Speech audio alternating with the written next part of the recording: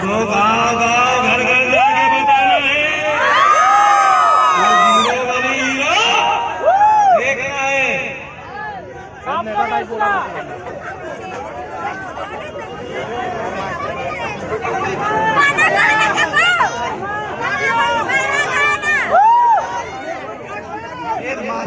Master से बात करना है। सब लोग दिल से धन्यवाद कर रहा है। देखे बार और नहीं देखते तो बार ये खास मजा नहीं आती। हर मास्टर वाले अंदाज में बोलते मजा आएगा है नहीं। तो कम से कम 150 रुपये तक थे, आधा मारे लगते